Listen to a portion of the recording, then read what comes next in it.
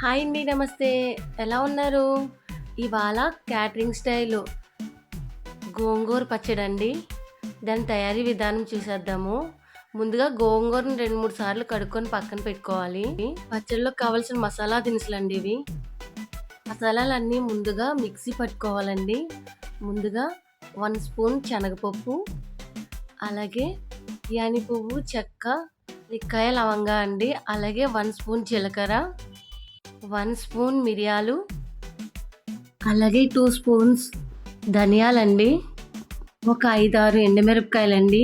వీటన్నిటిని కూడా మెత్తని పొడిలా చేసుకొని పక్కన ఉంచుకోవాలి ఫ్రెండ్స్.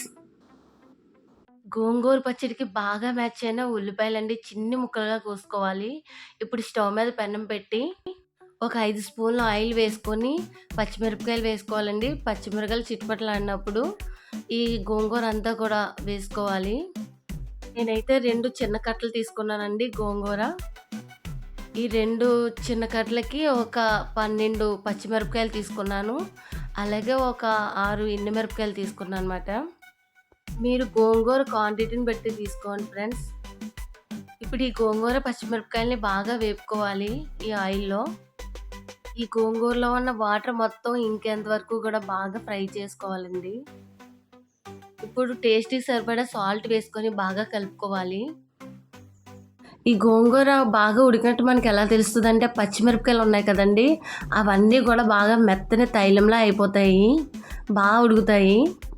ఇప్పుడైతే మనం తయారు చేసిన మసాలా అంతా వేసుకోవాలి ఫ్రెండ్స్.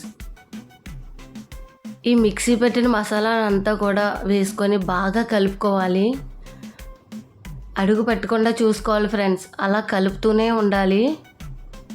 ఈ మసాలా వేసిన తర్వాత గోంగూర కొంచెం లైట్‌గా గట్టి పడుతుంది. ముద్దలా అవుతుంది.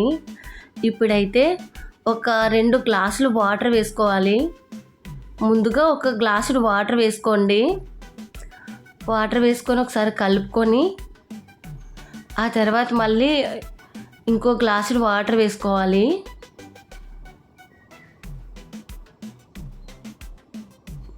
ఈ మసాలాలన్నీ బాగా ఉడికిన తర్వాత పచ్చివాసన పోయిన తర్వాత కోసుకున్న ఉల్లిపాయ ముక్కలన్నిటిని కూడా వేసుకోవాలండి.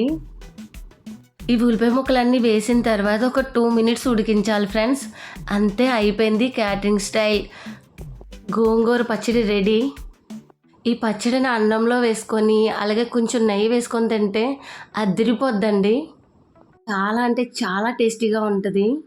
ఈ వీడియో కనుక మీకు నచ్చితే లైక్ చేయండి ఫ్రెండ్స్. అలాగే సబ్స్క్రైబ్ చేసుకోండి. మీ ఇంట్లో ఈ పచ్చడిని ఒకసారి ట్రై చేయండి ఫ్రెండ్స్. Bye friends.